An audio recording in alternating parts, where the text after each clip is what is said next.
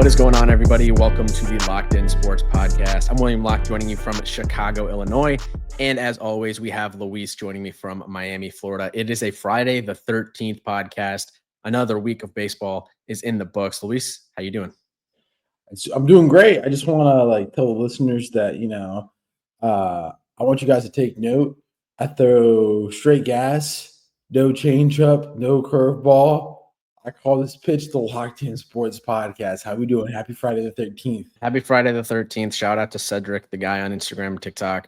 We're both wearing black. I don't think we planned that, but it is Friday the 13th. So hope everyone stays safe out there today. No weird stuff going on. Yeah, I'm good. I'm good. Can't complain. Good week of ball and ready to talk about it all. I mean, we got a lot to get to in this episode. Some pitching debuts this week, some pitching injuries. Yankees series was good. They got a big weekend coming up, so we're going to talk about that. Are the Mets the best team in baseball? We've had some call-ups. We've had a lot going on this week. It's our document that we do is loaded with information that we got to get to. Luis is already pissed off by my comment there about the Mets, but as always, I think we should start with the New York Yankees recap. But before we talk about the New York Yankees, we need a weekend review of your ball club. We need to hear Williams' coaching debut. How was practice this week? What's going on? What did y'all work on the drills? We need to hear what happened at practice. Practice was good this week. We had practice on Tuesday and Thursday. Tuesday, we spent strictly working on fielding. We were hitting them ground balls most of the entire practice, basically working on double plays, throwing over to first, getting reps there. And it was good. It was good. And then yesterday, we worked on some hitting with the wiffle balls. We split them into groups. Other coach was throwing them wiffle balls and they were hitting over there. And then I was hitting more grounders, getting them infield reps because we need them. And then also one of the other coaches took some of the pitchers and catchers over there to get a couple bullpens in, getting ready for our game on Saturday, game 2 of the season. And 13-14, 0-1 right now, 11-12, 1-0. So we're looking to get in the win column, obviously. Can I ask you a question? I mean, since you're more involved into the development and you went up through the developmental system of baseball in this country, we see a lot I've been watching a lot of NBA finals lately, and I've seen a lot of videos and clips out here talking about the development of basketball, how AAU is not great, and how, for example, I know LeBron says keep the main thing, because now what we see now, in basketball, and what he means by that comment is that you see a lot of these up and coming players, get on Instagram, create reels and highlight tapes, and they're so busy with the persona they build and brand that they don't look at the basketball side. What do you think about baseball development? Is that kind of the same way? Like a lack of fundamentals and kind of just focusing on, I don't know, like swinging for the fences type of training. Yeah, or whatever. What's going on? What do you think? How's baseball development in our country? Do you think it's sort of going the route of basketball towards AAU, or what's your whole thought process? I mean, I think for me, it's always, even when I was playing growing up, it's always been similar to AAU, and not in the sense of the training, but of just the sheer amount of games you play, travel tournaments every weekend, sometimes midweek games, but on the weekends you're playing sometimes Thursday through Sunday, most times Friday through Sunday, with up to 5 to 6 games depending on the weekend, and it's just a lot of reps for pitchers. Probably throwing too much, so I think that's a concern.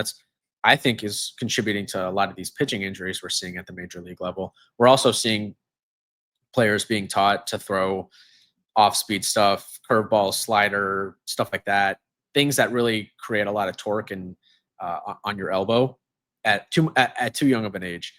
Pitchers shouldn't be throwing those, in my opinion, until, I don't know, 7th, 8th grade. There's no reason for a 10-year-old to be throwing a curveball or a slider. So that's something I've noticed. I try to get our pitchers to, not throw a ton. There's no point in you throwing every single day as a pitcher in terms of a real game ready type bullpen. And then, in terms of the hitting, there is definitely a move away from when I was coming up and level swing, trying to drive the ball into the gaps. Now it's kind of like drive the ball over the fence, a lot of uppercutting and stuff like that. But all in all, I think there are some concerns, but yeah, I don't know. I just wanted to ask that, one of the most interesting comments I heard. I mean, the finals going on. Draymond Green said that basketball is becoming more of a wealthier sport, that because everybody's getting trainers and whatnot, that players are losing the creativity on the basketball court. Instead, a lot of the players that we grew up with learned by going and playing in the park. I think there's a lot of that in all sports. And in terms of baseball, you got the kids that can go out and get hitting lessons and pitching lessons, those individual lessons, or they can afford to go pay for some batting cage and get extra reps there, or they have a batting cage in their own home in their garage or something. Like there are definitely, ways that people have access to things that other people don't. And yeah, I can see the basketball thing. It's also expensive to play AAU. It's expensive to play travel ball, baseball. So yeah, there's definitely kind of a gap there that I think if we want our youth to be playing these sports, it needs to be more accessible for sure. But regardless, that's some good combo. I just thought about it watching the NBA Finals. We're seeing the all-time, in Williams' opinion, Oklahoma City Thunder be down 2-1 to the Indiana Pacers. So just pointing that out there. Do they hand trophies out for winning 2 games, or? I'm just saying we were calling this all-time, and they're the greatest team in regular season history, like whatever. But I never said that. But okay. No, somebody said that one of the greatest teams. Somebody in a prominent writer, a sports writer, NBA writer, said it, that the Thunder are one of the best regular season teams of all time. But regardless, we are a baseball major league podcast. And as we always start the podcast out, we'll be talking about the New York Yankees in the week that was with our Yankee aficionado, William. William's been a New York Yankee fan since his birth. And this week, the Yankees headed out to Kansas City in a star-studded 3-game set. Let's put it that way. On Tuesday, the Yankees won 10-2, in which a game where Patrick Mahomes was there. Were you shocked that Travis Kelce and Taylor Swift were not at the Yankees game this week? No, I was not shocked at all. I feel like they kind of have been out of the limelight in the offseason, kind of just doing their own thing. So, no, not surprised. Happy to see Mahomes. I feel like every time he comes to a Yankee game against the Royals, the Yankees win. So he's invited to any game he wants. I was just saying that I was just kind of surprised because, I don't know if you saw, but they were at the Panthers game last night. The Panthers-Oilers. Oh, they were? Yeah, I see. Yeah. That shows you how close attention I'm paying to the hockey series right now. Yeah, although I did see you did send a text and said the series was over when the Oilers were winning that game, and then they lost. They lost. It's 2-2 now. So they were up 3-1, and it was the second period, and they blew it. So let's talk about Tuesday's game. Yeah, 10-2. Yankees won 10-2. Wednesday, 6-3. Yankees won again. They got the Bubik in the second inning for 5 runs. Judge homered in the 7th, made it 6-0. And then Mark Leiter was tough. I know you have some comments about that. Ben Rice is now doing some catcher's reps with Stanton, Big G. He started on Tuesday in minor league rehab assignment at Somerset. Clark Schmidt was decent on Wednesday. 6 innings, 0 earned, 2 hits, 3 walks, 7 strikeouts. And then last night, after a 25-minute rain delay, the Yankees won 1-0 in what I would like to call the Pablo Reyes game. Pablo Reyes, I know you were coaching last night, but Pablo Reyes had one of the most funniest games I've ever seen a major leaguer have last night. He did. He had an interesting game. Let's start with Tuesday, go in chronological order.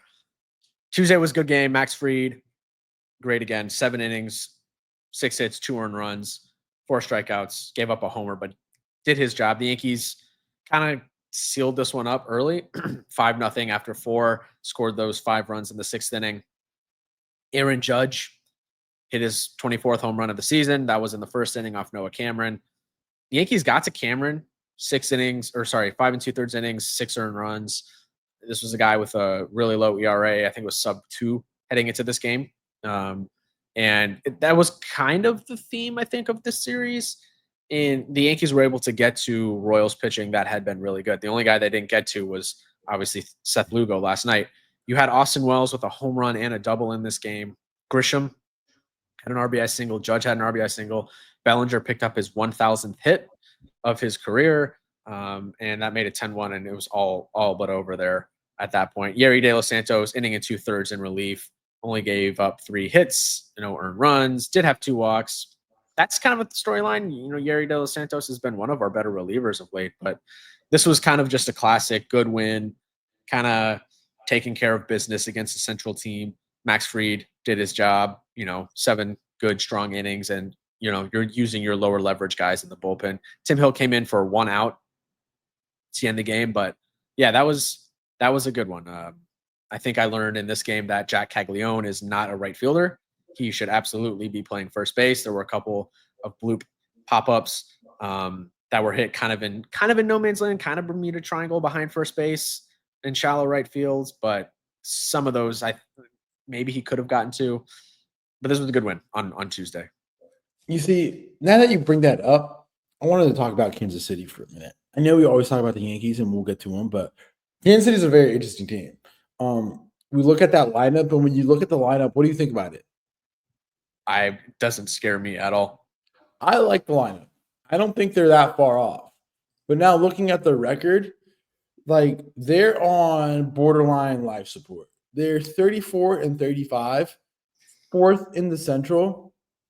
They're right in the thick of the wild card with teams like the Mariners, Angels, and Rangers on them, in that, hunt for the wild card.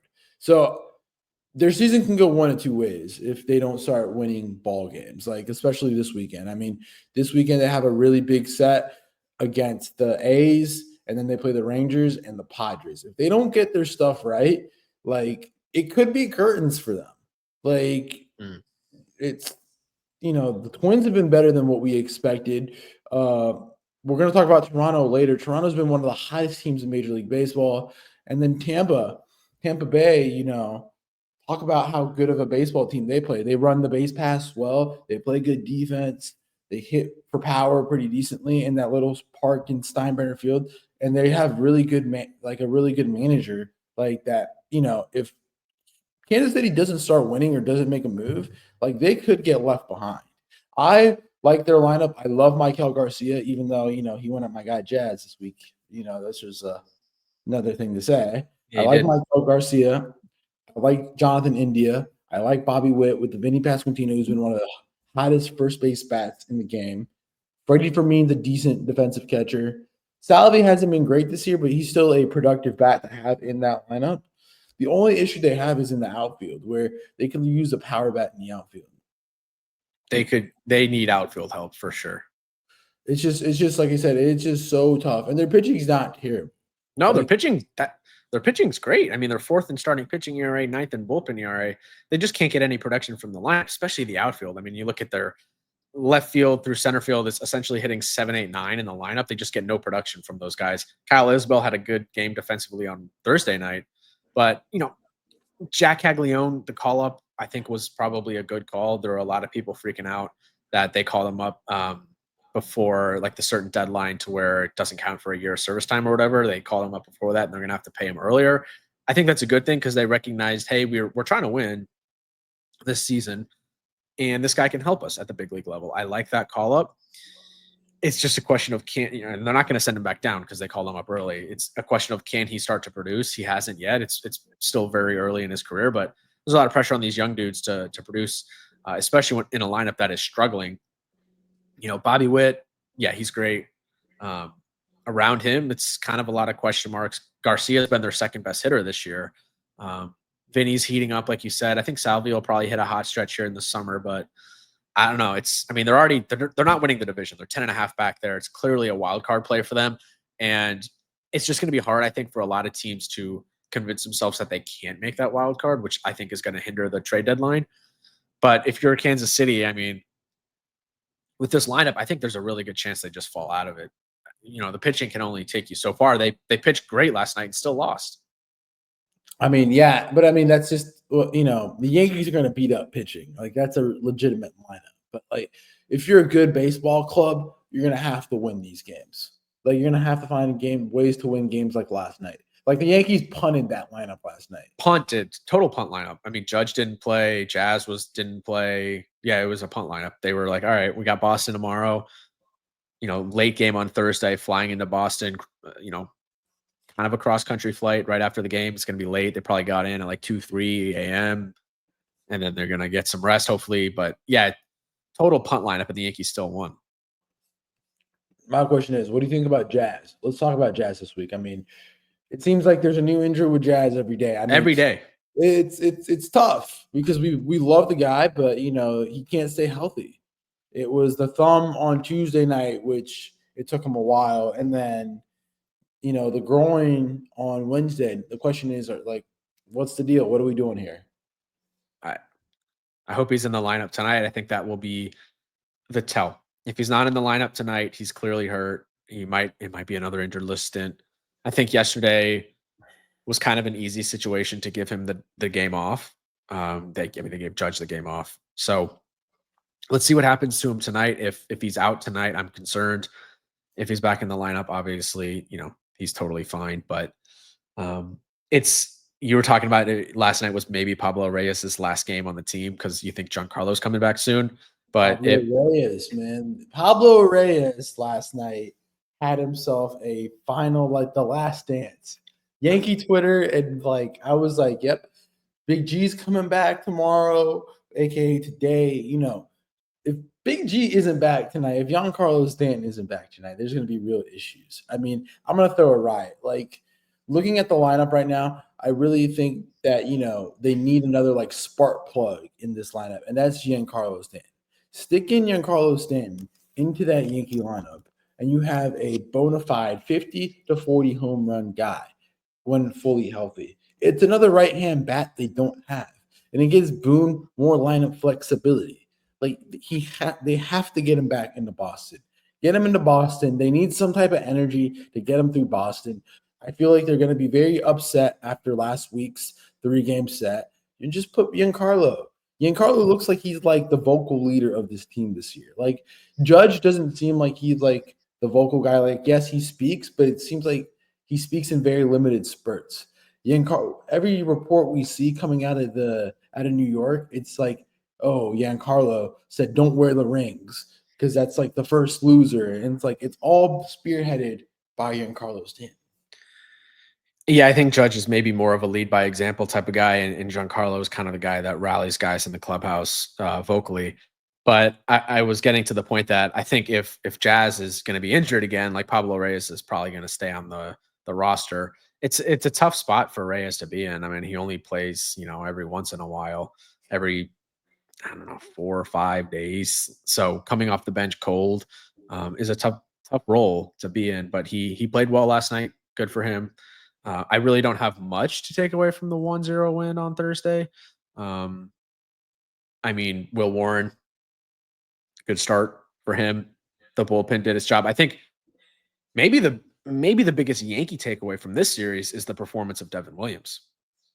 Yeah, but before we get to that, I just had this question for you. Mm-hmm. You want to know who's probably the most important Yankee that's not named Aaron Judge or one of the big pitchers? Is that a position player or a hitter that you're Position thinking, player. or a pitcher that you're thinking? Position player. Are you thinking Belly? Anthony Volpe. You understand if Anthony Volpe's play last night, that defensive play where I know you were just getting home, but he was going towards the foul line and he jumped third at the first and got the out. Like that is an elite defensive shortstop play. But when you think about it, who is Anthony Volpe's backup right now? Yeah, Peraza probably. That's kind of the guy that gets the reps at shortstop when Volpe's not playing. But Peraza plays third and second. I know, but when Volpe's pretty much an everyday guy. Like he's a 162 game player. If he's healthy, he's playing every single game. If he's hurt, it's Ben Peraza when Volpe's been out at short. So to your point, the Yankees need him in the lineup. Yeah.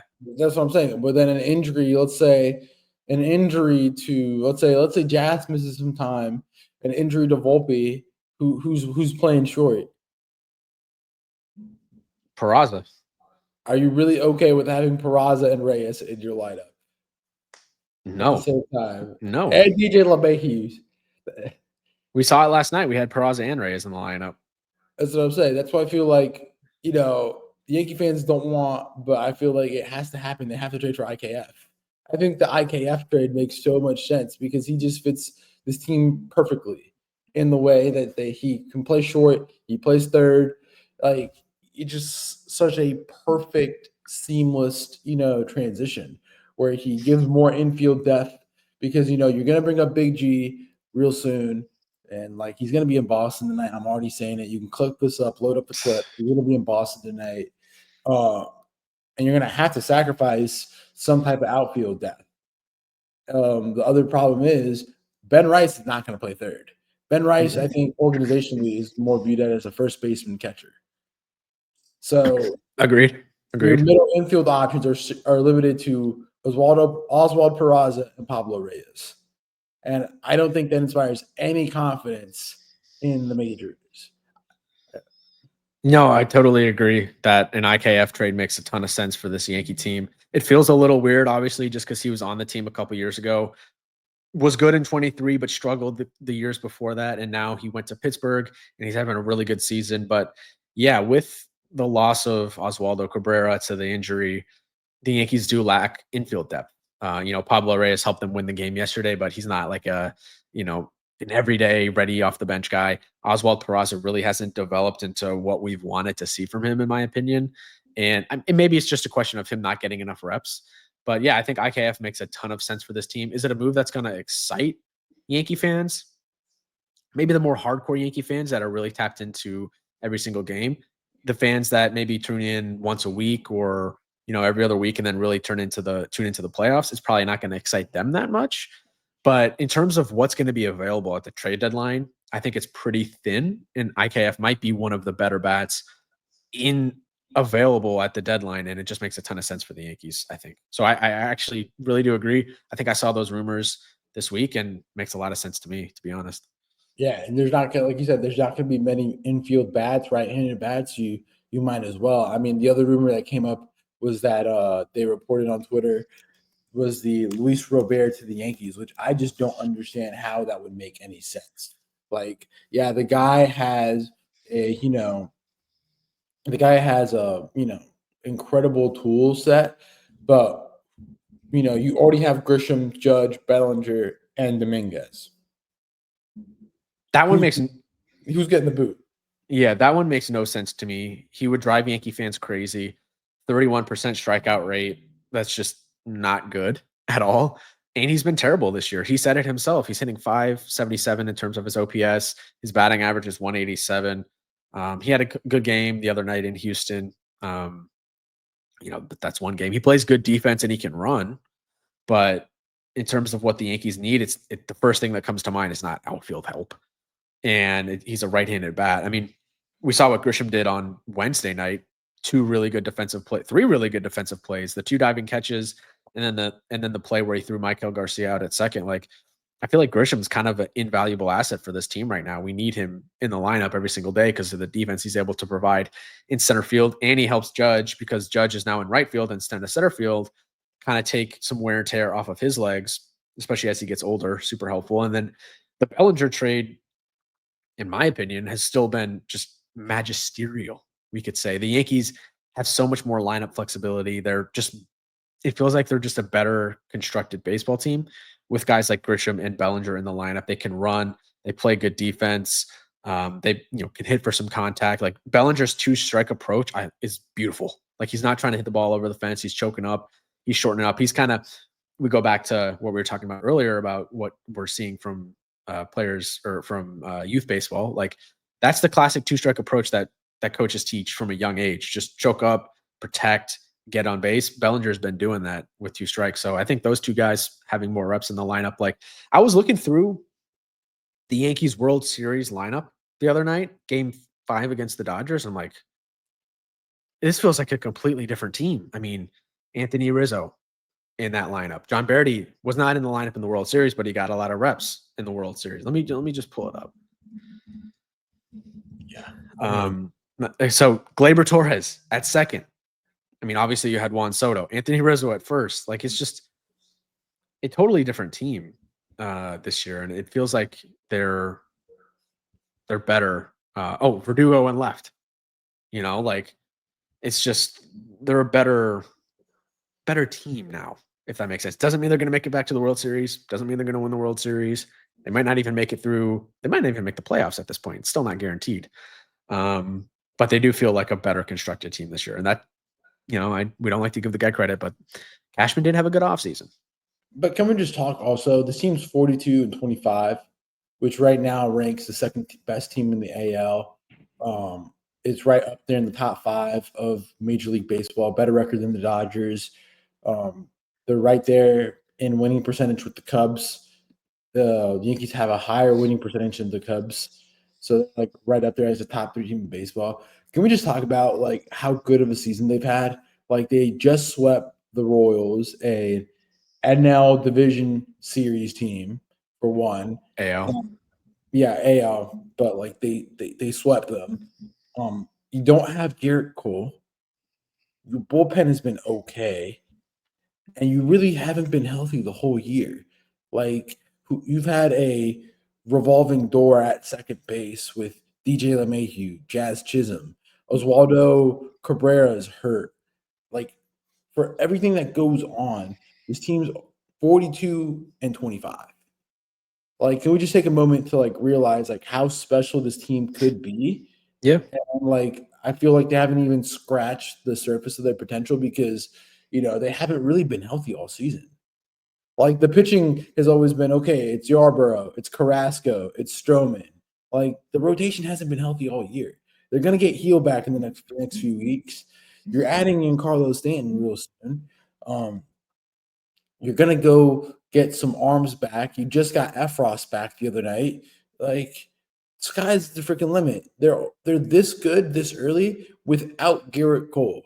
Which could you have believed that if I told you that in spring training, how good this team would be?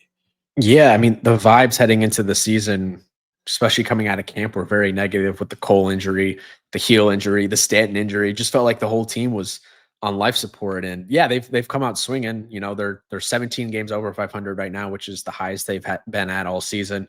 They just swept the Royals, like we talked about. Big series against Boston this weekend. Kansas or Toronto has been really strong in the division. They've been kind of keeping some pressure on the Yankees, but yeah, I mean, in terms of where we started and maybe the tempered expectations heading into the season with all the injuries, couldn't have asked for more. And I think if they can win this series against Boston this weekend and kind of move them out of the picture completely, it's really going to be a matter of trying to get Toronto out of this thing. But super happy with what I've seen so far this season. You got Judge playing at MVP clip. I'm really curious to see what this lineup looks like with Stanton back in it. I'm excited about that. What happens with Ben Rice at that point? I still think there's some things they need to do with the bullpen to get, Talk about it. Let's talk about it right there. That's the next thing we got to talk about, the bullpen. I mean, we were at that Devin Williams point. I mean, I think you were starting on a heater with that. So lob it up. Yeah, I mean, I think he's been really, really good.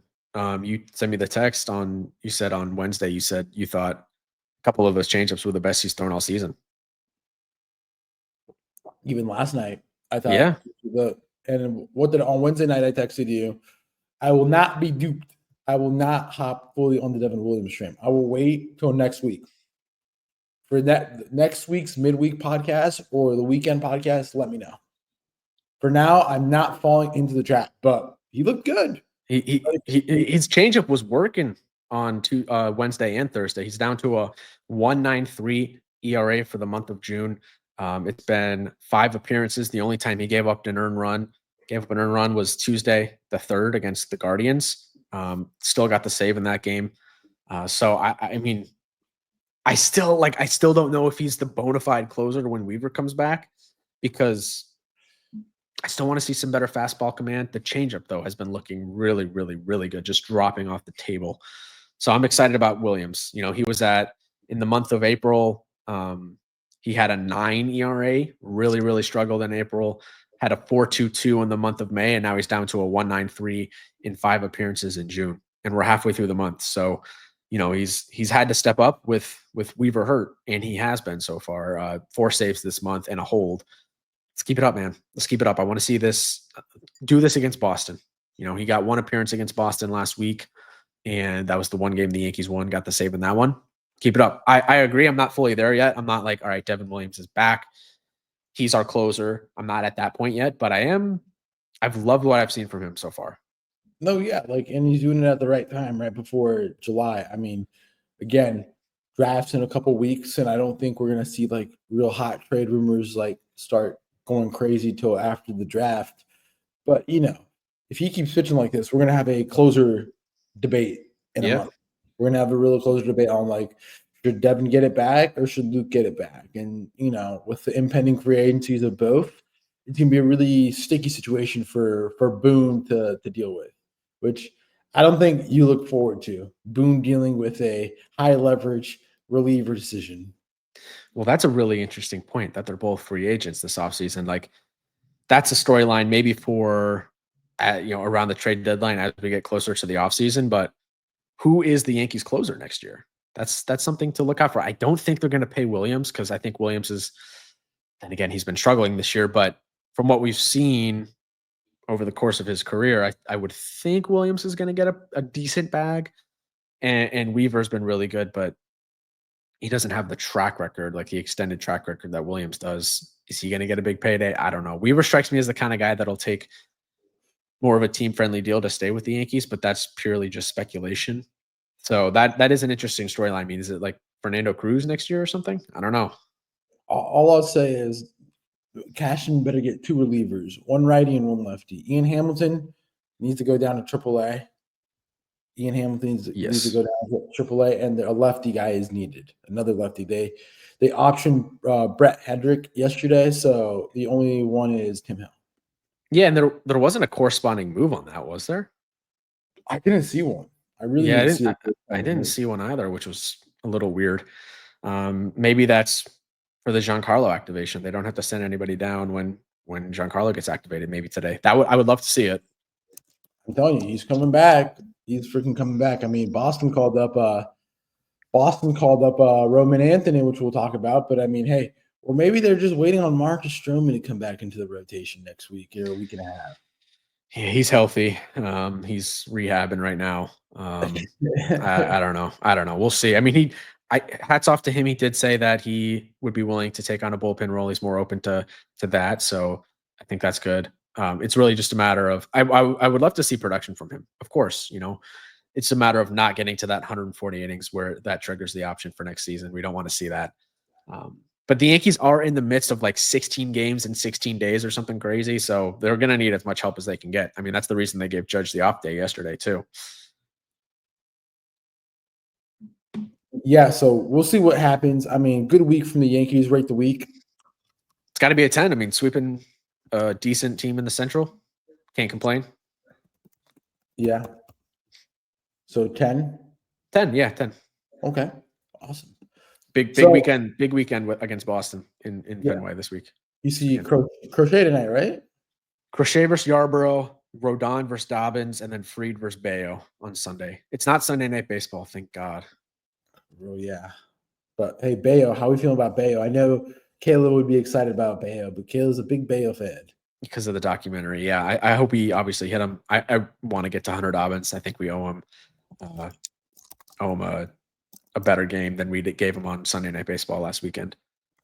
Apparently, those comments weren't even true that he said. Like, they did some research into it, and he felt slighted by his dad or something. Or his dad felt slighted by the Yankees. He was saying, I don't know the full details. I shouldn't be saying it on a podcast, but I saw it was like reported as false. I don't know. Yeah. So, are you ready for the week that was? Yeah, let's talk about the rest of the week in baseball. I mean, I think the biggest thing we need to talk about is Tampa Bay, Boston. I mean, let's go up there. I mean, lots of series coming out of Boston. Boston won 2 out of 3. Roman Anthony had his first career double. Marcelo Meyer, 2-homer night on Sunday. Winning 2 out of 3. On Sunday. That's it. Tuesday, Roman Anthony hit a double. And then Marcelo Meyer had a 2-homer night on Wednesday. Wednesday, yeah. Wednesday, yeah. How are you feeling about this series? Red Sox it hot? It was, yeah. I mean, it was an impressive series for the Red Sox winning 2 of 3. The vibes are high around that ball club now with Roman Anthony getting called up right after winning the series against the Yankees. Tampa Bay's a solid team, and they kind of just took care of business. Monday was a tough one. Roman Anthony misplayed that ball in right field, probably some jitters with his first MLB career start. Um, Christian Campbell had a good game though on Monday, and then yeah, Roman Anthony, his first hit was a 2 RBI double, and then Trevor Story hit a home run in that game. He's been heating up. He Let had me a just. nuke. He had a freaking nuke. I saw they were talking about it on Club 520 in the morning. Oh, were they? Shout out Jeff Teague's podcast. They do a baseball segment. It's quality baseball segment. He hit it Yes, a monster. it was a nice bat flip too. He's hitting 308 with an 870 OPS and 2 home runs in the month of June. He's heating up a little bit. The defense is still questionable, but Bueller had a really good start on Wednesday. 7 innings, 3 earned runs. Abraham Toro, like, what is going on with this dude? He hit another home run. It's the yearly Abraham Toro hype for 2 weeks, 2 to 3 weeks. I'm telling you, it happens every year. Don't fall for it. I fall for it in fantasy every single year. Not falling for it this year. Like, let's talk about Tampa Bay. Tampa Bay is about to get into an interesting stretch of their schedule. I mean, as we're midway through June, with Hurricane Milton that went up through Tampa back earlier in 2024, they play their games at Steinbrenner Field. They're going to play their last 64 games out of 108 on the road. So they're about to hit a huge road portion of their schedule in July and in August. They're only going to play 8 games at home in July and August. So a total of 16 games in a 2-span month. 2-month span. Yeah. Wow. Yeah, I knew they heavily stacked their home games early, like in April and in May. I was like, wow, the Rays are playing like every single series at home. So that is something to watch. They are in New York to play the Mets this weekend, which, I mean, the Rays are 4 games over 500. That's a really tough series. And then it's Baltimore, which, I mean, Baltimore, they should win that series based on what we've seen from them. And then Detroit. So yeah, tough stretch. It's a difficult schedule for them, and it's going to be very interesting to see how they perform. I mean, yeah. I mean, if you look at July is really where they hit the road. I mean, they have that series at the end of June, 2 games in July against the A's, and then it's Minnesota, Detroit, Boston, all on the road in the first half, and then we move to the second half post All-Star break, and that's again, home versus Baltimore, home versus Chicago, but then at Cincy, at New York, home versus Dodgers, at LA, at Seattle, at A's, at San Francisco. I mean, from August 4th through August 17th, they're on the road. That is an extremely long road stretch. So yeah, to your point, like, that's just going to be tough being away from home for that long. Let's run quickly through some series that we have really no takeaways and just have no substance. They're just like background going on, like background. You love to do this crap on the series that just maybe we'll have less interest in, but I feel like there's something you can take away from every single series. You can take something away about the Rockies and Giants, other than the Rockies had their first walk-off win yesterday. Yes. The Giants have the comeback gene in them. Willie Adames, 2 home runs in this series. He homered on Tuesday and Wednesday. He has 7 home runs on the season. Is he heating up a little bit? Question mark, because they need him to be. Zach Agno's the closer for Colorado, really struggled. Hunter Goodman, 11 home runs on the season now. The Rockies were winning late on Tuesday and Wednesday, and then the Giants came back and won, and then it was kind of flipped around on Thursday, and the Rockies hit the walk-off Orlando RCS. So, yeah, Giants win 2 of 3. I mean, congratulations to the Rockies for winning a game on Thursday, but not a ton of takeaways. But there is still some substance from that series. Angels athletics, Angels sweep. I think the only takeaway here is that insane catch where Denzel Clark's was halfway over the wall over at center. That was a fun game. Good job by the Angels, who are, I mean, I don't want to say it, but they're kind of heating up. They're only one game under 500, second in the AL West, 4.5 back right now, 7-3 in their last 10. They get Baltimore this weekend. In terms of the wild card, they're pretty close. They're only 2.5 back of Tampa Bay for the third wild card spot. Joe Adell's having a really good season. He's up to, I think, 13 home runs on the season. 13 home runs.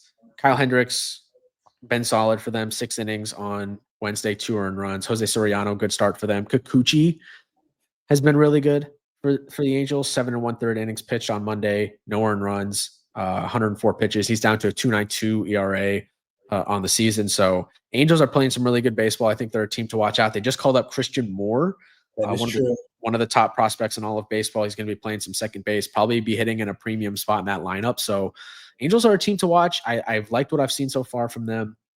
There's been so much negative chatter about the Angels for the past decade, it feels like, but I feel like they're kind of quietly putting together a pretty decent team. And with more coming up, I think there's some excitement there. Do they have the pitching to stay in terms of push for a wild card spot? I think that remains to be seen, but they're hitting the ball this season. That's certainly exciting for Angels fans. And yeah, that Denzel Clark catch was, I mean, one of the best catches I've ever seen. Garbage. I think the catch probability on it was 95%. I mean, that is utter garbage. If your metric spits out 95 catch probability on that, I don't trust it. So is that something you're not falling for? Baseball propaganda you're not falling for is catch probability. I don't know if it's propaganda, but it's just like, come on, guys. Like, that's one of the best catches I've seen, certainly all season. I mean, but just in general, that stat, like, is that? I don't like the stat. No, I don't like catch probability. I think it's less quantifiable than some of the other stats that we have in baseball. Like, I'm all for these advanced analytics. I'm diving in Baseball Savant all the time, and really looking at these metrics. Catch probability is one that maybe I believe in a little bit less. And I see a crazy catch, and it's like, oh, the catch probability on this was 75%. I'm like, hell of a catch. Not all outfielders are built the same, so it's kind of hard to quantify catch probability. So yeah, not my favorite statistic. So you think every catch is built differently, and every run is built, like every ball flight and speed is built differently. Yeah, it's just I just think it's something that's really hard to quantify. So again, this is baseball propaganda William is not falling for. The next series, quickly, we will run through another series of background going on is the Pirates versus the Marlins, where Yuri Perez came back, wasn't great, shaking off some rust. Pirates won 2 out of 3. Marlins continue to stink. I think the only bright spot here is that Sandy has been okay recently. 6 innings pitched, 3 hits, 1 walk, 6 strikeouts. So he's getting back. Ke'Bryan hit a homer for the first time since the Yankee series, which was 2 months ago, nearly. O'Neal Cruz, 416-foot missile, 107.7 exit velo, which all was on Tuesday in the loss. And then Andrew McCutchen on Wednesday, when the Pirates won 5-2, passes Roberto Clemente in the all-time Pirates home run list with a 3-run blast in the 5th. Any thoughts? Blast, but yeah. Yeah, no, I mean, McCutchen, probably one of the more underrated players of the 21st century, to be honest. Always been a class act. And it's 3rd all-time now in Pirates history in home runs with 241, only behind Willie Stargell and Ralph Kiner, 2 obviously Hall of Famers. So back-to-back series wins for the Pirates. They did lose last night to the Cubs 3-2, but they won this series. So good for them. The Monday game was on Fox Sports 1, which is kind of weird, but I guess they got to get their national televised games in. And Sandy's been good. So that's something to watch if he can kind of have a good June, and maybe he's more of a viable trade candidate. Also had a series going down between the White Sox and Astros at Daikin Park in Houston, where the Astros ended up winning Thursday night and Wednesday night. Tuesday, the White Sox won. Shane Smith had a 6 innings, 7 hits, 1 earned, 2 walks, 4 strikeouts. How are we feeling about this series? This is a series that I don't have much to take away, to be honest. Luis Robert did have a big game on Tuesday, like I mentioned, hit a home run and had a double. He's up to now 6 home runs on the season.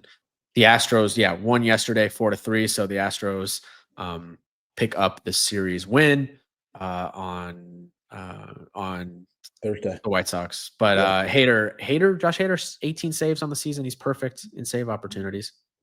Yeah, no. I mean, they're playing good ball down in Houston. I mean, that division's pretty tight right now. Go to Battle of Ohio. Terry Francona Cup. Reds won 2-3. Andrew Abbott with a complete game shutout with 110 pitches on Tuesday. Reds winning 1-0. Reds won 7-4 on Monday, and the Guardians won 11-2 with J-Ram a 37 consecutive game on base streak. Yeah, this is the Ohio battle, as you mentioned. Not a ton to take away. I mean, Hunter Green's second opinion in LA on his back and groin. That's concerning. I mean, he's carrying the team, man. That's why you got to get on his back. I think the most biggest second opinion that we forgot to touch on that I didn't mention was did you hear about Cole Reagan's getting a second opinion on his shoulder? I did see that come out yesterday. That's concerning for a Royals fan. Second opinion, we talk about it all the time. Never what you want to hear. Not great, but I mean, I feel like both of these teams. I mean, I talked to my buddy Patrick, who we had on the pod, talking about the Guardians. He's like, Guardians can't win, and Luis Ortiz might be the most inconsistent pitcher in baseball, where he can look great at Yankee Stadium and then can only last 4 2/3 on Monday night. Yeah. Yeah, Jake Fraley had a crazy catch out in right field on Tuesday. Great game by Andrew Abbott. Loving him, obviously, down to a 1.87 ERA on the season. He's been incredible. But, yeah, the Reds, they fell big on Wednesday, 11-2, and J-Ram was great. Ellie De La Cruz did hit his 13th home run of the season, a 441-foot nuke, but it was 11-2, so not much they could do. We had Texas against Minnesota. Minnesota. Rangers winning 2 out of 3. Winning 16-4. Bats came alive on Tuesday, and then Wednesday, Twins came up with a Byron Buxton 479-foot bomb. And then Thursday, Rangers won 16-3. What a week for the Rangers. Are the Rangers off life support? Are they finally hitting the baseball? They are 5.5 games out of first place. They're definitely hitting the baseball. There's no denying that.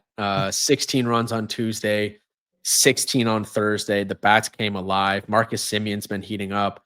He hit his 7th home run of the season. Garcia Adolis is up to 8. Jake Berger's up to 10. Wyatt Langford quietly having a pretty solid season with 13 home runs. So yeah, they've been heating up. It's a matter of, obviously, can they keep those bats going? They do have they're playing against the White Sox this weekend, and then Kansas City and Pittsburgh. So this is a good stretch for them to kind of get this thing going. Got to get it going. Got to. It's that point of the season. Yeah, they're 3 games under 500. I want to see them get above that 500 mark. That division just is not good. So I don't think it's over by any stretch of the imagination. I do want to give a shout out, though, to Byron Buxton, who has quietly been having a solid season. He stayed, for the most part, healthy. He missed some time with a head injury, but he's played 52 games this season. He's hitting 276 with an 852 OPS, 11 home runs. And he's playing, elite defense. He had a 479-foot blast dead center field on Wednesday in their 6-2 win. It was the longest home run of his career. It was like one of the furthest home runs I've seen. And yeah, like I said, he's playing good defense. I feel like every time I'm watching Twins highlights, it's Byron Buxton making some crazy diving play out in center field. So, just shout out to Byron Buxton. We know he's a really good talent when he's healthy, and he's been putting it together this season. So it's good to see for the Twins. They're playing decent baseball, and I think he's been a big part of it. So it's kind of refreshing to see this dude finally healthy, to be honest. Yeah, after coming back from that concussion injury, that's good get for the Twins. I mean, the Twins are better when he's in the lineup and not on the IL. Like, he's one of those players. In terms of the Twins as like a team, you got Pablo Lopez on the injured list, which sucks. They're just okay. I think they're maybe the second best team in that division. Does that mean they're going to make the wild card? No. They're not going to push the Tigers. I don't think anybody's going to push the Tigers. I think that division's over at this point. 8 games back, the Twins are of the Tigers, and they're kind of the Twins are just like middling in terms of all of their statistics. So they're a comfortably average ball club. I don't think they're going to make the playoffs. If I had to make a prediction today, they got Houston on the road and then Cincinnati and then Milwaukee. So interesting stretch for them. But yeah, they're not the craziest team I've seen. The lineup doesn't really scare me that much. So Yeah, perfect segue into Detroit, Baltimore. Detroit won the series, winning 2 out of 3, winning Tuesday 5-3, and winning Thursday, in which they won that game 4-1. I think the biggest news out of Detroit is Jackson Jobs heading for Tommy John surgery. yeah, that sucked. That sucked. Skubal had a really good start though yesterday, as he always does. 7 scoreless innings. Ooh. Skubal, yeah, we already talked about the contract extension last episode. Tigers win yet another series. Skubal's great. You know, they're 20 games over 500 right now. I think maybe the biggest storyline, and I don't want to jinx it, but we'll see this year in the American League is Yankees and Tigers battling for the #1 overall seed. Feels like the Tigers are kind of pushing. Will they get it? Remains to be seen. I think at some point the Tigers are going to cool off, right? I mean, the pitching, but remains to be seen. The pitching is there to stay. The pitching is there to stay. They got Cincinnati this weekend and then Pittsburgh midweek next week. So those are 2 winnable series. Tour of the NL Central. A central block. They're getting the central block out of the way. You know, another team doing a central block right now? Who's that? The Phillies. Phillies are doing another central block after Pittsburgh. They went and played the Cubs, which the Phillies actually got back on track and won 2 out of 3. Zach Wheeler gave them a good start on Monday, winning that game. And then Jesus Luzardo got back on track with 6 innings, 5 hits, 1 earned, 10 strikeouts on Wednesday. Tuesday, Cubs won 8-4. Ian Happ went 2 for 3 with 2 walks, 2 homers, up to 7 homers for the season. And the pen has quietly been good for Chicago. Like, let's talk about, not great for Chicago, only winning 1 game, but, 2 out of 3 for the Phillies, finally getting back on track. Yeah, if you look at the Cubs, their bullpen ERA is 6 in the major leagues right now, which you would not predict based on what the narrative was on them early in the season. In the win on Tuesday, the pen did the job. Brazier, Thielbar, Kelly, Presley, and Flexen combined for 4.2 innings pitched, 3 hits, no earned runs, 5 strikeouts, and 1 walk. They were really good. Ian Happ, like I said, or like you said, 2 home run game. Dansby hit a homer, his 12th of the year. Bush hit a homer, 11th on the season. And then for the Phillies, Max Kepler hit his 7th of the year. Yeah, the Phillies, Otto Kemp, their first baseman that's replacing the injured Bryce Harper, was like set on a finance career, and now he's in the major leagues. So kind of a fun story there. He played baseball at Old Dominion, I believe. Yeah, the Cubs got back on track yesterday against Pittsburgh, winning that game. I think there was that report out there about the Cubs and Jed Hoyer kind of saying that they're analyzing the market right now and determining what they want to do at the deadline in terms of starting pitching help. But I think it's clear they need some pitching help. Ben Brown and Colin Ray really aren't cutting it. I think Matthew Boyd has been, strong this year. Tyone has been surprisingly good. They need to get Imanaga back healthy. He hasn't pitched in a long time. I think like early May was his last start. So that's something to watch for the Cubs. They are 5.5 clear of the Brewers right now. I like the Cardinals have had a bad week. I don't know if the Cardinals are going to be able to push the Cubs at this point. Unfortunately, we haven't seen those 2 teams play yet. Like they don't play till the end of this month. But yeah, I'm going to the Cubs game on Sunday. Should be a good game. Colin Ray versus Mitch Keller are the probables right now. Unfortunately, not going to see Paul Skeens. He's going today, the Friday afternoon game, but we'll see what happens. Good win for the Phillies, obviously. Didn't talk much about them, but Wheeler and Luzardo had really good starts, and Schwarber hit a home run on Wednesday, his 21st of the season. Go Cubs, go. Go Cubs, go. Hey, Chicago, what do you say? Cubs going away today. That was a great rendition, right? Thank you. Thank you so much. That was beautiful. Cubs bullpen since May 1st. First in Major League Baseball in ERA with 2.05 ERA. Second in WHIP at 109. And least saves blown with 1 blown save since May 1st. That's a good sample size. Chris Flexen and Drew Pomeranz have yet to allow a run in 32.2 combined innings. So, Drew Pomeranz, Ole Miss legend. I feel like he's been in the league for a while. I remember when he was in college. Yeah. You talked about St. Louis. St. Louis had a tough week, played probably the hottest team in baseball in the Toronto Blue Jays. Yep. The Toronto Blue Jays won 5-4 on Monday. No, no, no, no, no, no, no. We're not doing that again, please. They won 10-9 on Tuesday and then 5-2 on Wednesday.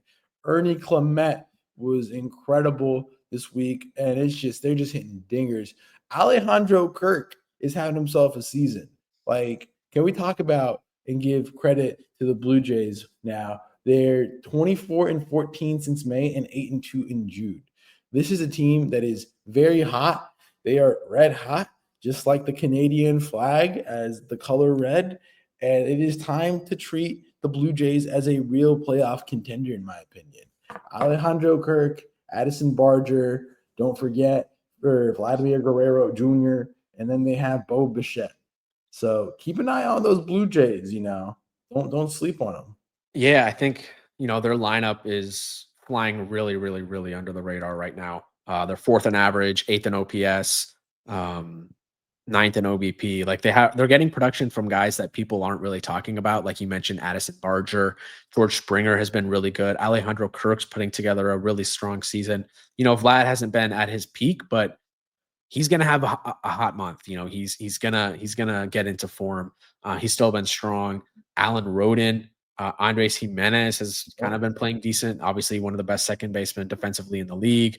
The starting pitching has been up and down. Jeff Hoffman's kind of been up and down, but still a strong closer there. Barrios' last few starts have been really good. Chris Bassett had a good start on Monday, Bassett had a good start on Tuesday. Gosman, we'll see if they can stay. I think the lineup is here to stay. Can the pitching be consistent for a 162 game season? We'll see. 8 games over 500 is no joke though. They're 4.5 back of the Yankees. Fangraphs gives them a 66% chance of making the playoffs. So yeah, I think I'm scared of the Blue Jays. They got Philly this weekend, then Arizona, and then the White Sox.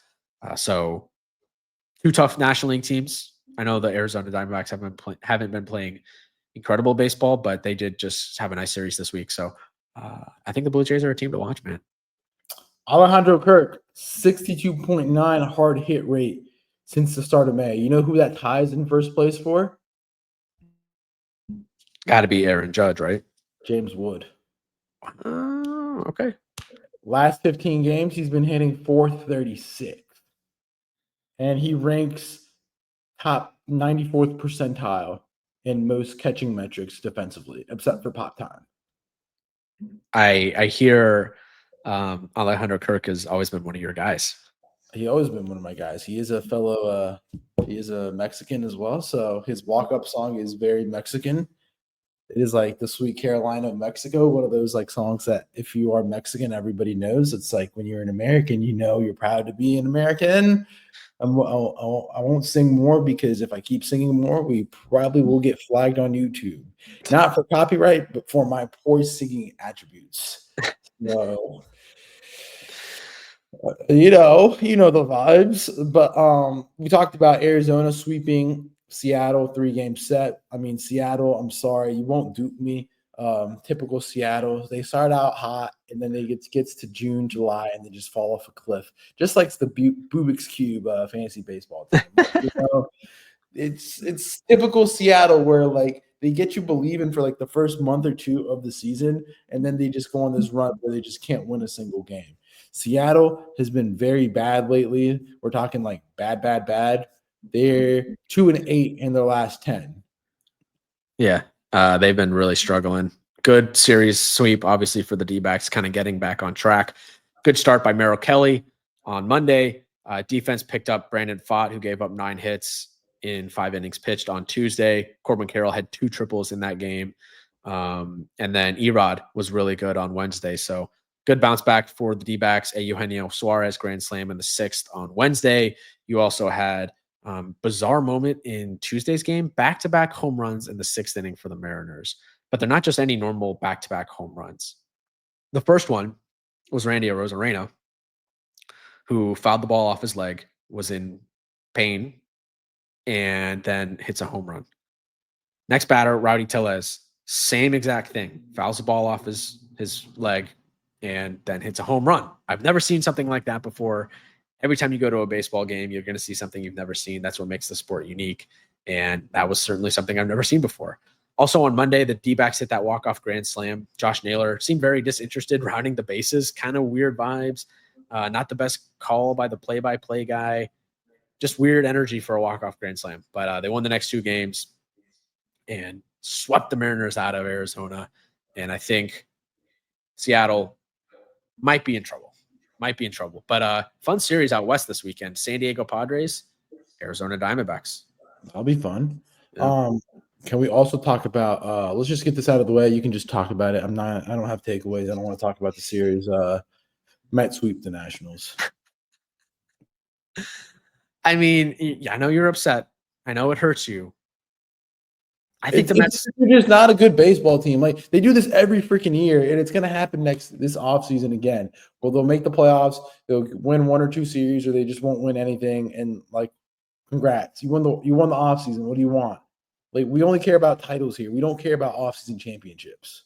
Well, I think the Mets are the best team in baseball right now. Oh my God. This is what happened last year. You can roll back the clips. Just get it over with.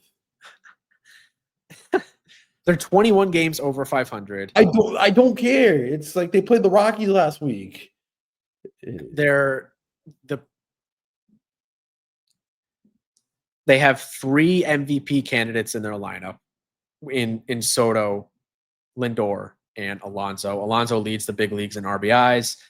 Soto, everyone was freaking out about the guy in the first month of the season, and I told you he's going to be there. It's Juan Soto. He's too good not to be. He's one of those pitchers or one of those hitters that he just makes the lineup better. Having him in your lineup makes the rest of your lineup infinitely better. We've seen it with Alonso this year. Lindor is the best shortstop in the sport. People talk about, they haven't played anybody. What's their record against good teams? They have the most wins against teams above 500, 23-15 against teams above 500 this season. So miss me with that narrative. The pitching staff, I mean, they're first in essentially everything. First in starting pitching ERA, first in home runs per 9, second in bullpen ERA. I don't know what voodoo magic their pitching coach, Jeremy Hefner, is working, but guys like David Peterson, Griffin Koenig, Kodai Senga did just get hurt, but he had been great before that. Clay Holmes, McGill, these guys are pitching career years that no one would have seen. The bullpen has been really strong. They have an elite closer in Edwin Diaz. They're the best team right now in June. Does that mean they're going to win the World Series? Absolutely not. The Dodgers are really banged up in terms of their pitching staff right now. Obviously, the Dodgers are going to be there in October. I think that goes without saying. The Phillies, we'll see. They have the pitching staff to be there for sure. Right now, on June 13th, I think the Mets are the best team in baseball. I think they have more offensive firepower than the Tigers do. I think the Tigers probably have a better rotation. The biggest question mark for me with the Mets is 5 through 9. Right now, Jeff McNeil has been tearing the cover off the ball, but it's a long season. We'll see what he's like in July, August, September, October, most importantly. And then, Tyron Taylor, Beatty, Alvarez, and Mauricio.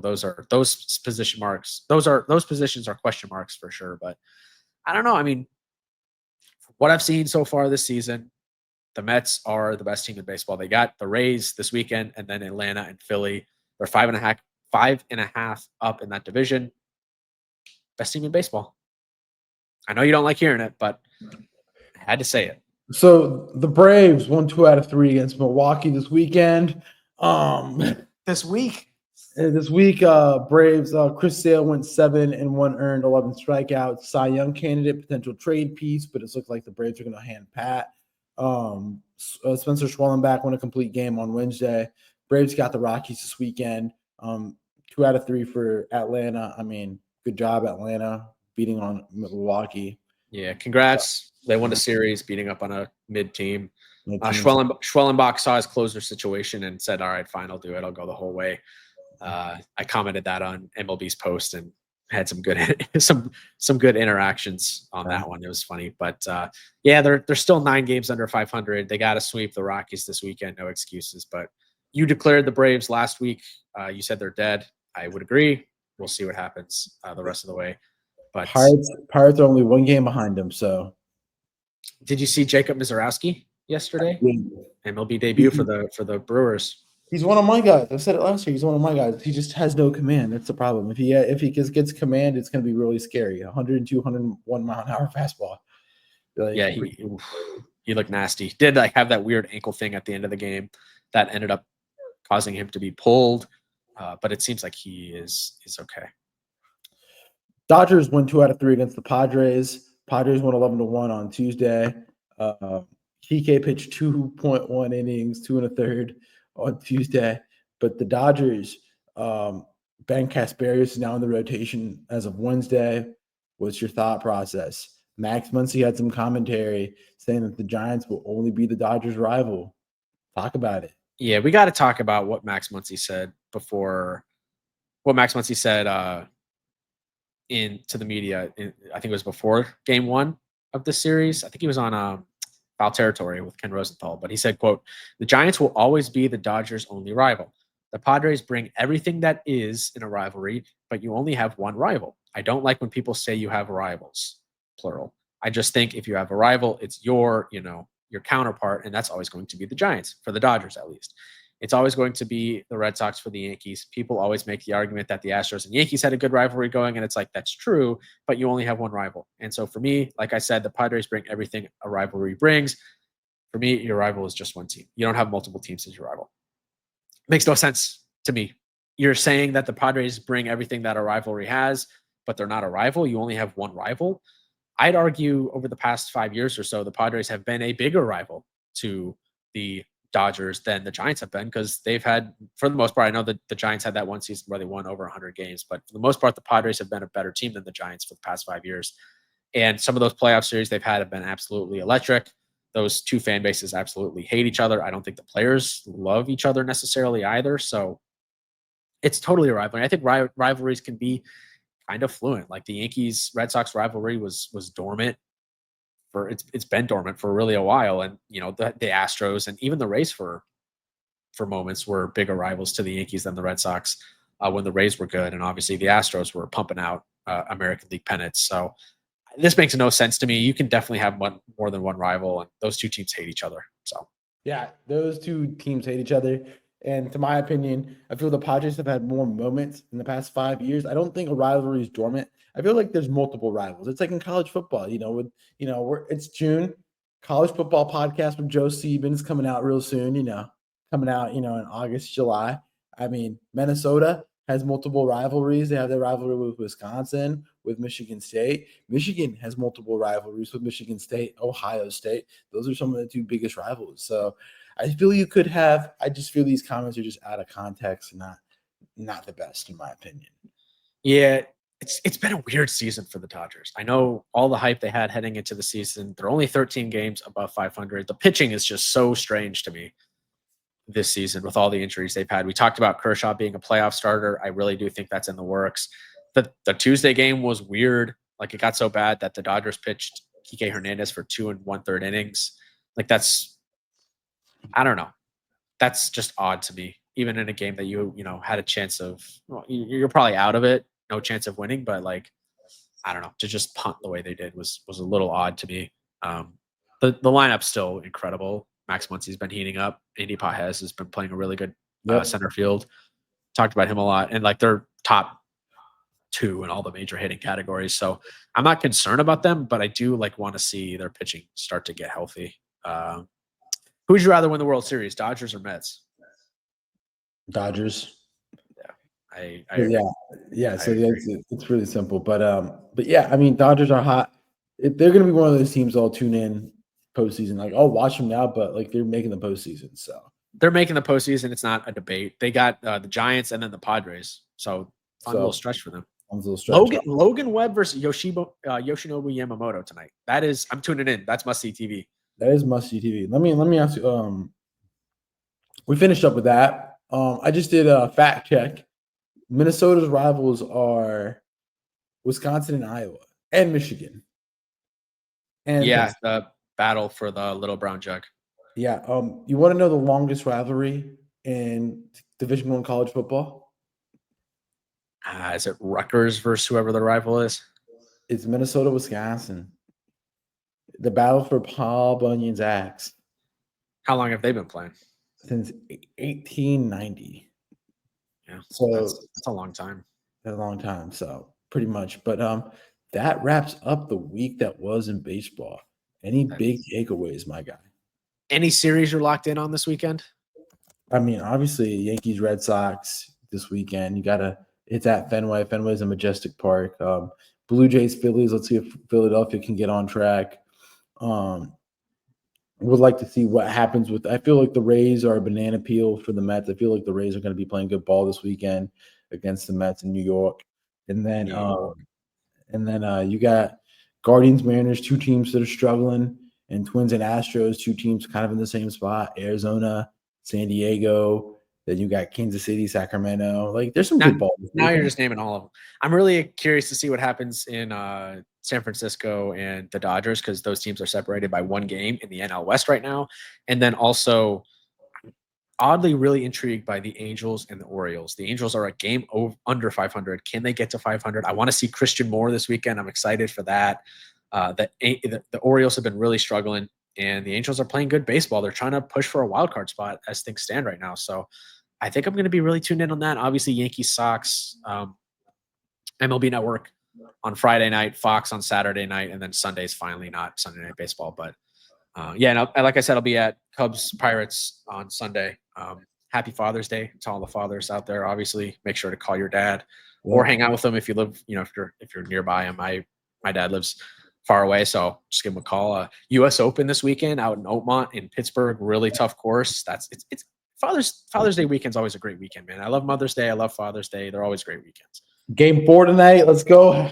I would say something, but I will not say something. If you're in Twitter, you guys can't infer what I was going to say, but let's go Pacers. Let's go Halliburton. And for the record, I want the Pacers to win the series too, because I don't like the Thunder. I do think the Thunder are a really good team. They haven't been playing good in the series. I will totally admit that. They're not a good basketball team. They're just not it. I mean, you're a good basketball team if you make the NBA Finals. I think it's Anyways, thank you for tuning in to the Locked In Sports Podcast. Make sure you follow us on Twitter/X. What? College World Series kicks off this weekend. Oh, that's right. Hey, College World Series. Hey, did you watch that Duke Murray State game? Big game? I did. I did. Fun game. Murray State obviously getting a lot of chatter because of their stadium and how just kind of beat up it is. Rocco's Jello Shot Challenge, obviously going to be tuned into that. I think there were some early returns. I can't find. Here we go. College World Series shot board. Always a good Twitter account to follow. LSU is up 525. Second place is Murray State with 385. That was posted last night. I'm telling you, LSU is going to lap the field. Wait, Arkansas. What's up with my Arkansas? My Hogs. Arkansas is at 235, so they're in fourth place behind fifth place right now. And then today at 1:00 we got Arizona and Coastal Carolina, and then 6:00 Central. These are Central Time. Louisville, Oregon State, and then Saturday Murray State, UCLA. Let's go Murray State. America's rooting for you guys. And then LSU, Arkansas Saturday night, which will be a good game. So College World Series always a lot of fun. I'm excited for that too this weekend. Odds we see John Morant at the game tomorrow. I do think he's going to be there. Yeah.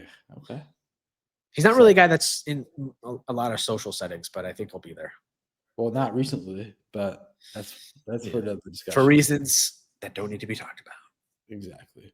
All right. Thank you for listening to Locked In Sports Podcast. Follow us on X/Twitter at Locked In Sports Pod. On Instagram, Locked In Sports Pod. Make sure to follow the Substack. William always has an article up and ready real soon. And then on YouTube, Locked In Sports Podcast. We're trying to get 100 subscribers by the end of 2025. Yes, hit that subscribe button. We're at 50, so we hit our goal before July.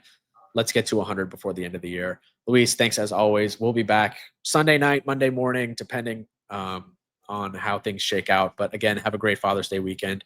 Enjoy the baseball, enjoy the golf, enjoy everything, enjoy the warm weather. Hope you guys enjoyed this podcast. And until next time, we'll catch you then. Peace out. Yeah.